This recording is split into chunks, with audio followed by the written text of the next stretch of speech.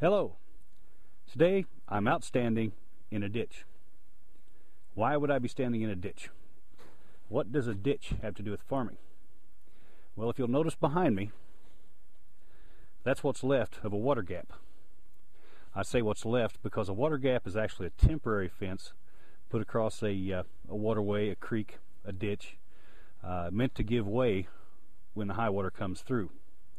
This is early spring, and just last week the creek was clear up to the banks here, about 9 feet deep, so there's no way a fence can be built to hold that back. Sooner or later brush is going to build up on it and it's going to take it out. So we don't build the water gaps that sturdy. They're meant to be there temporarily and give whenever the forces hit them. Now it's kind of hard to see from this angle. You can see a post there in the center of the picture with a yellow top on it. The fence comes down around this brush, and yes, there's more brush than fence, but it seems to hold. You can see on this tree here there's a lot of wires tied to it. That is the end of the fence. At that point the water gap comes down into the ditch, and you can see from there on what happens when the brush and the mud get into the fence.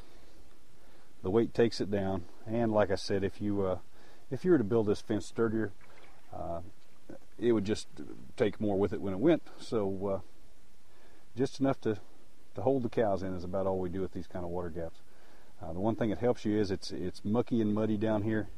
You can see a lot of mud, but the reason that helps, a small fence will hold a cow back. If she's in this kind of mud, she's not going to try to go over a fence when she can't get her feet out of the mud. Now the first thing I have to do is to try to get all the brush, all the mud, weeds, leaves off of those wires, get the whole thing back up in the air, and see if I can get the posts in the ground.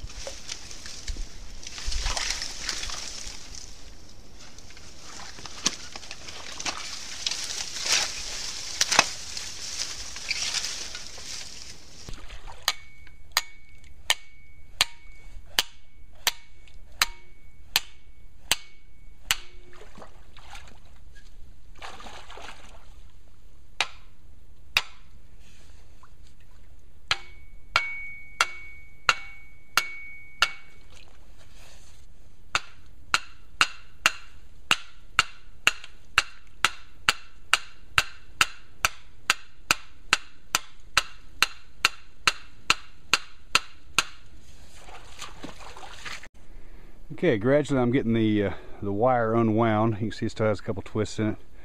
Posts are back in. I've got a big tangled mess up here where the logs and everything went into it. I'm going to have to undo everything up that end, stretch it back tight, and retie it.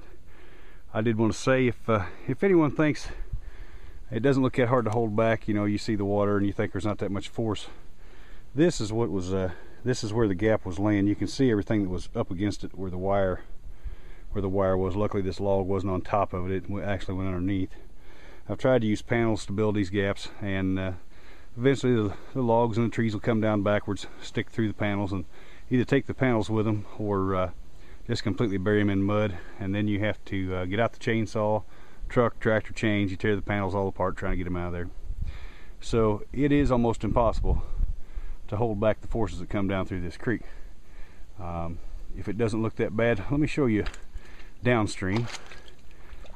Here's what's already went past the water gap. Now in a big flood, I don't think you're going to build a fence that'll hold all that back.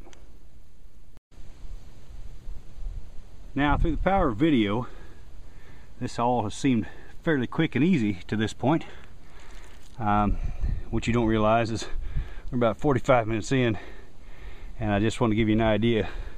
On a steep bank here, a lot of mud.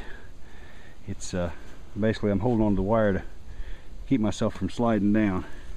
You can see the skid tracks there in the mud, and get an idea of what this bank is like trying to stay up here and work on this fence.